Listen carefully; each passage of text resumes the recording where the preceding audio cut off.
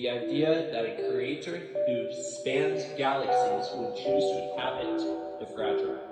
Why would the infinite choose to become finite? I think, very simply put, it comes down to that God loves us. I mean, you look at John 3:16, which is just that classic verse that everyone memorizes in Sunday school, and I think it highlights it perfectly. It says, "For God so loved the world that he sent his one and only Son, to the point where he wanted to make himself less so that we could be reunited fully and reconciled to him." What does that say about our inherent world? In a world obsessed with earning to keep, the concept of grace suggests that your value is a fixed baseline established by God, independent of your productivity or failures. The question again, if grace is truly a gift that cannot be earned, what does that say about your inherent worth? I think this is something that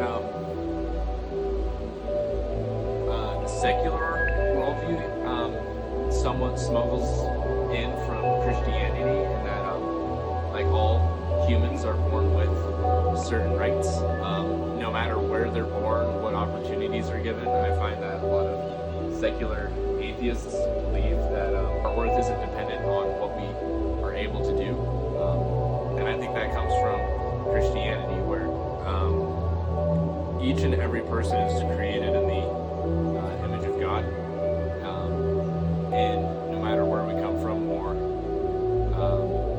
what opportunity we have, or what kind of, if we're born into maybe a well-off area versus a poor area, we all have that exact same worth of just being God's children, you know? Christianity makes the radical claim that we should pray for those who persecute us.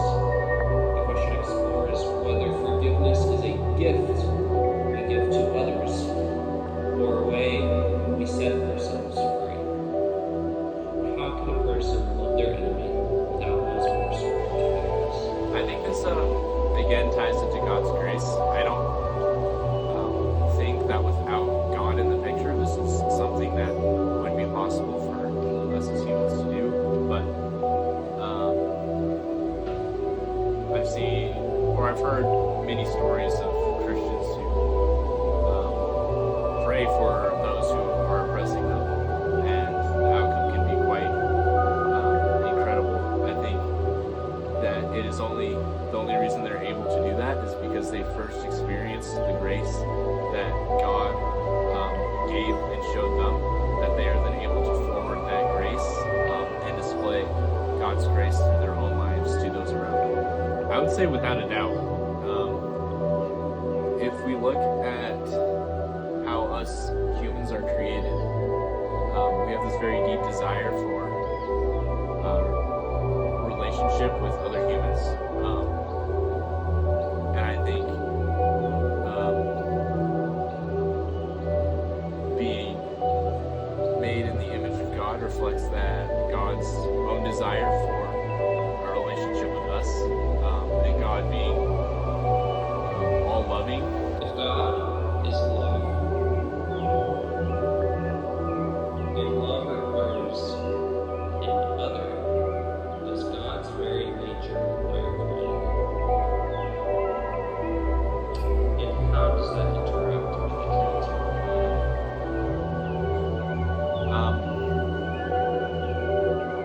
I would say absolutely. If we, I think you can see as human beings, we have this need for community and relationship with one another, and I think part of that is like spurred on from the fact that we were made in the image of God, and how we reflect God's likeness, and I think that is part of where our ability to love comes from. And so I believe that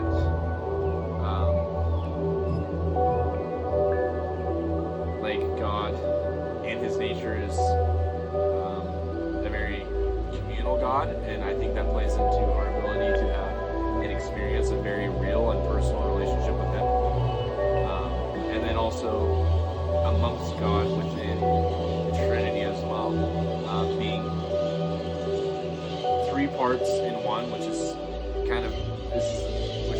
idea that us as humans can really struggle to grasp.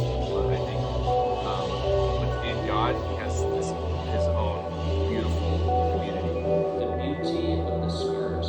Jesus returns in a glorified body, yet He still carried the marks of the nails.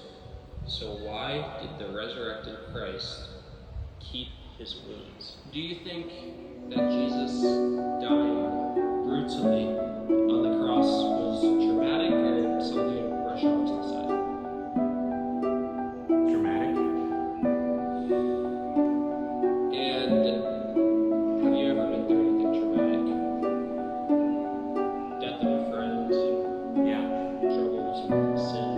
And I think maybe the purpose of keeping the scars is to not to erase that completely from who you are, but to learn from them and how those struggles, those scars transform you into who you are. And for Jesus, that was His new glorified body. Yeah, I think that that ties into Hebrews a little bit, where it talks about Jesus being firstborn from the dead. Like He was the first person to be resurrected and not die again,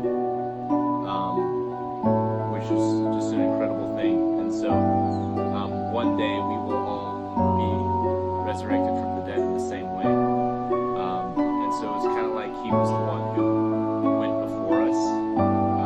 His scars and wounds that we carry in our own lives are a part of who we became, and are very foundational in who we are now and the character that we have. In the same way that it was very necessary for Christ when He suffered in the way He did.